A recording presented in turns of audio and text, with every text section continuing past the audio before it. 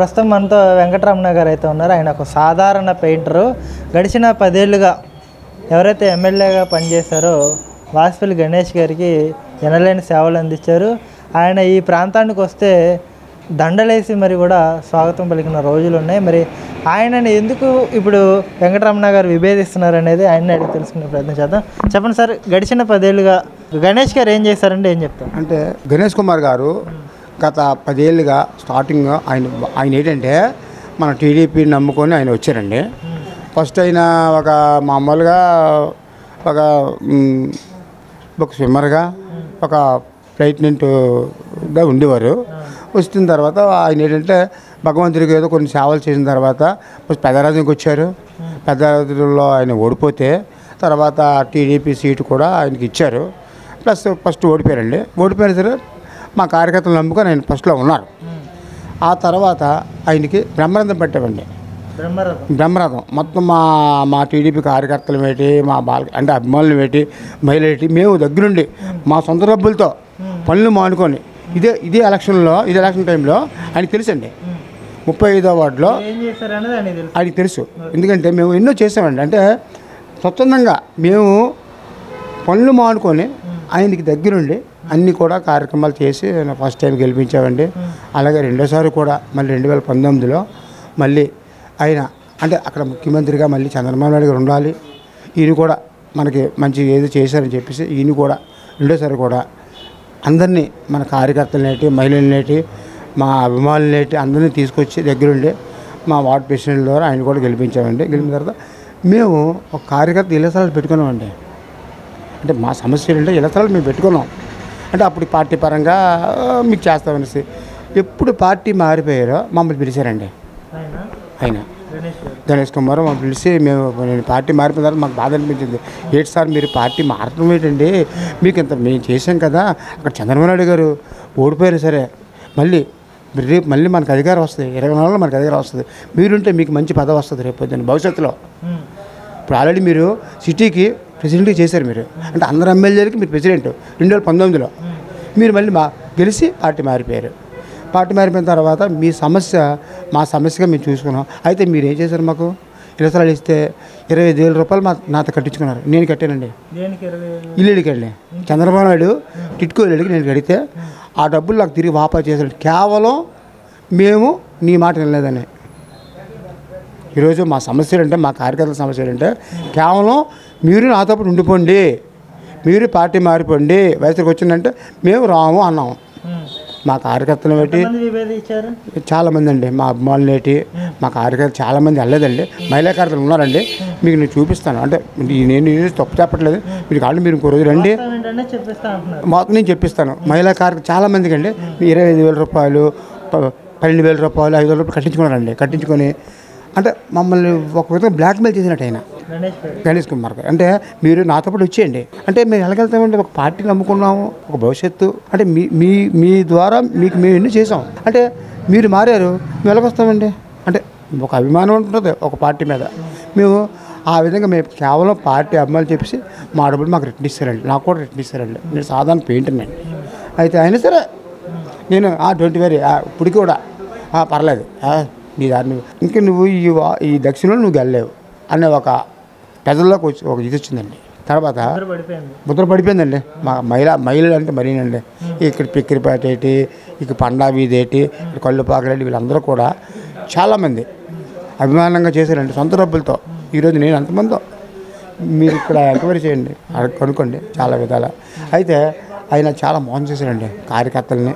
ఈరోజు సొంత లాభం అంటే ఈరోజు ఆయన ఆ స్కూళ్ళకి కాలేజీలకి ఫండ్స్ విజయసాయి రెడ్డి గారు ఎప్పుడు వచ్చారో కార్పొరేషన్ ఎన్నికల్లో ఇక్కడ విశాఖ సిటీలో మేయర్ పదవి రావాలని చెప్పేసి ఆయన లొంగ తీసుకొని గణేష్ గారిని లొంగ తీసుకొని ఆయన లాలుచీపడి ఇదే గణేష్ కుమార్ గారు లాలుచీపడి ఇక్కడ విజయసాయి రెడ్డి గారు ఒత్తిడి వల్ల పార్టీ మారిపోయారు. ప్లస్ ఆయన కూడా ఎంతమంది అండి ఇప్పుడు పార్టీ మారిపోతే కనతల్లి నువ్వు రేపు నీ భవిష్యత్తు లేదు, రేపు మీ రాజకీయ భవిష్యత్తు చెప్పండి, డబ్బు ఉండొచ్చు మీ కాడ, అన్నీ వేస్ట్ కదా.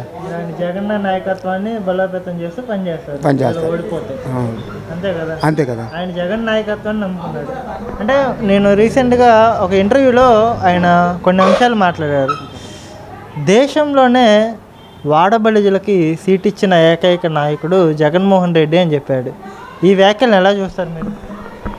అక్కడ వాడబలిజీ కాదండి, వాడబలిజీలకి అండి గతంలో ఆయనకి 2 సార్లు ఇచ్చామండి మనం.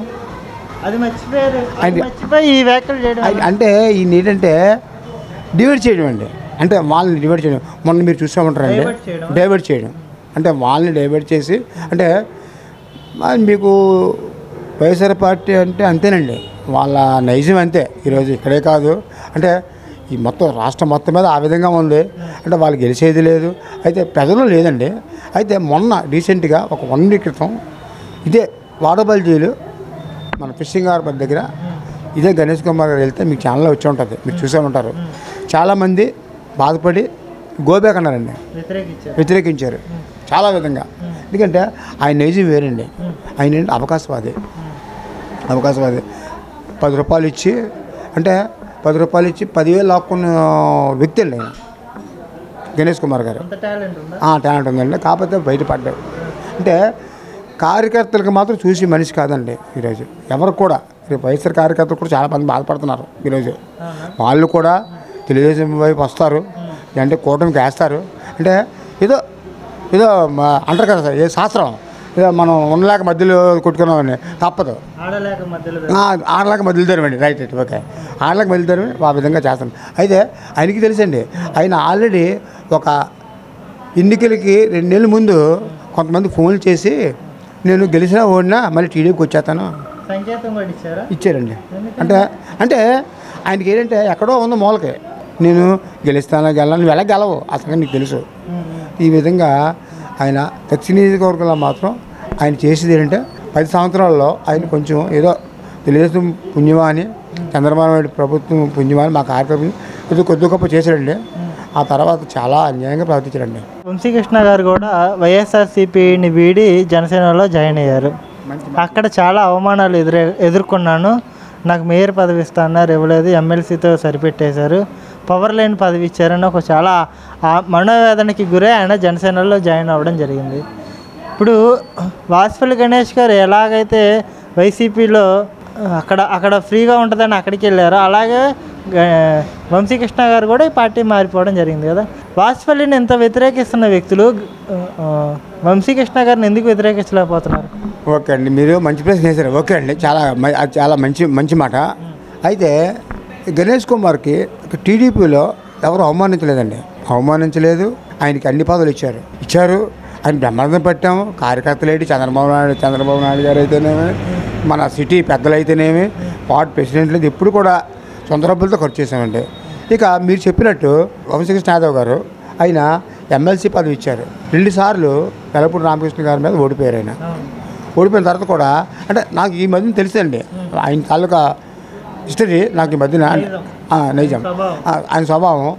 వ్యక్తిగతంగా ఆయన కార్యకర్తలు అంటే అక్కడ ఉన్నారండి, అక్కడ ఆయనకి ఉన్నారు అక్కడ తూర్పులో.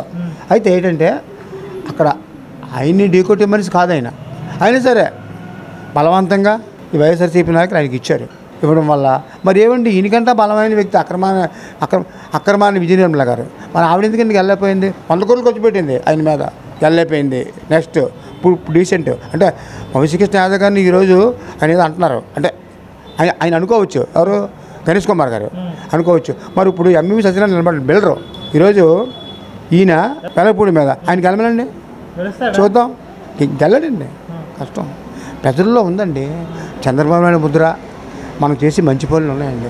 అంటే వంశీకృష్ణ యాదవ్ గారు వైఎస్ఆర్ పార్టీలో పనిచేశారు, కార్యకర్తలు చేశారు, కాకపోతే అప్పుడు పార్టీ సహకరించలేదు, పార్టీ సహకరించలేదు, ఆర్థికంగా ఆయన చిదిగిపోయారు.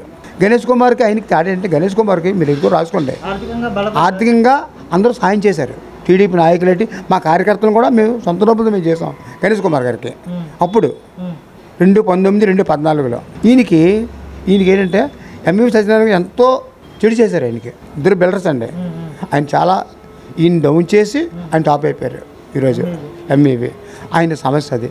అందుకే ఆయన ఏంటంటే వ్యక్తిగతంగా చాలా మంచి అయినా, అంటే కార్యకర్తల మనిషి గణేష్ కుమార్ కన్నా చాలా ఎక్కువ ఆయన అంటే కార్యకర్తల విషయంలో ఆయన చాలా ఎక్కువ అండి.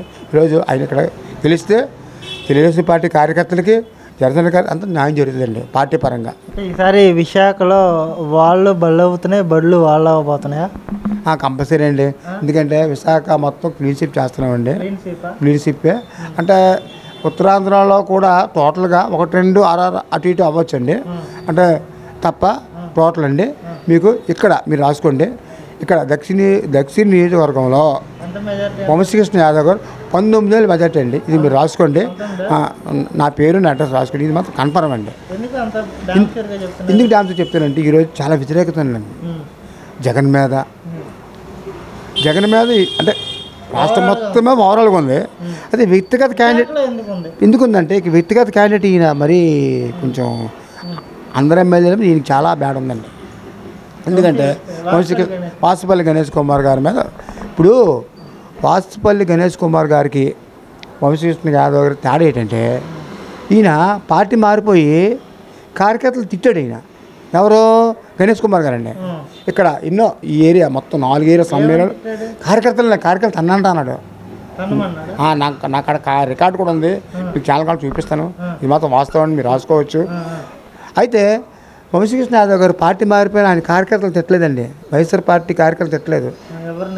అందుకే ఈరోజు వైఎస్ఆర్ పార్టీ కార్యకర్తలు కూడా టీడీపీ చేస్తారండి. అక్కడ టోటల్గా అక్కడ తూర్పు నియోజకవర్గంలో అక్కడ చాలా మెజార్టీ వస్తుందండి ఈరోజు. అది అయితే ఇక్కడ నేను బీజేపీ నాయకులు కూడా చాలా తప్పు ఉందండి. ఇన్ని కేసులండి బీజేపీ నాయకులు కూడా చాలా రాంగ్ ఉంది. అంటే ఆంధ్రప్రదేశ్లో బీజేపీ ఈరోజు ఎందుకని డౌన్ అయిపోయిందండి? ఒక్క మాట చెప్తాను. ఈరోజు మీరు ఆలోచించండి. ఈరోజు జగన్మోహన్ రెడ్డి వెనకేసుకు రావడం బీజేపీ ఆ కేసులు 5 సంవత్సరాలండి 10 సంవత్సరాలు ప్రజలు ఏమనుకుంటున్నారండి? ఈరోజు ఆంధ్రప్రదేశ్లో బీజేపీ ఎందుకు లేదండి? సిబిఐ ఉంది, ఈడీ ఉంది. వాళ్ళని వదిలేయండి. వాళ్ళ పని వాళ్ళు చేసుకెళ్ళిపోతారు. అంటే పరోక్షంగా మీరు కూడా రేపు భవిష్యత్తులో ఆంధ్రప్రదేశ్లో మీరు కూడా అంటే కొంత ఈ జగన్మోహన్ రెడ్డి గారి వల్ల మీకు కొంత అవకాశం మీకు తక్కువ రాష్ట్రంలో.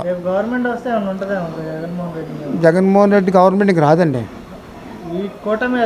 కూటమి వస్తే మాత్రం బీజేపీ నాయకులు బాగా ఉంటుందండి, ఉండాలండి. ఎందుకంటే చట్టం పెంచేసుకోవాలండి. ఈరోజు విశాఖపట్నం ప్రజలు ఏపీ ప్రజలు మాత్రం అందరూ అనుకుంటున్నారు ఈ కేసులు ఏమయ్యాయి 5 సంవత్సరాలు అండి. బాబాయ్ని చెప్పిన 5 సంవత్సరాల కేసు ఏమైంది ప్రజలు అనుకుంటున్నారండి. ఆ బాధ్యత ఎవరికి ఉంటుందండి? ఒక ప్రధానమంత్రికి ముఖ్యమంత్రి ఉంటుందండి, సిబిఐ చేతులు ఉంటుందండి, ప్రధానమంత్రి. అంటే వాళ్ళు తప్పు కాదండి. ఇక రాష్ట్ర నాయకులు ఉన్నారండి, కొంత 2 ఉన్నారండి. రాష్ట్ర బీజేపీ 2 ఉన్నారండి. సోము వీర్రాజు గారు ఆయన ఏంటంటే కోబట్లు అండి. సోము వీర్రాజు గారు మన జీవీఎల్ ప్రసాద్ గారు, జీవీఎల్ నరసింహరావు గారు అండి. నిజమండి, పక్క మీరు రాసుకోండి. నేను చెప్తాను ఈరోజు నేను వీళ్ళ వల్ల ఆంధ్రప్రదేశ్లో బీజేపీ డెవలప్ అయిపోయింది. వాళ్ళు కార్పొరేటర్ కూడా వెళ్ళారండి.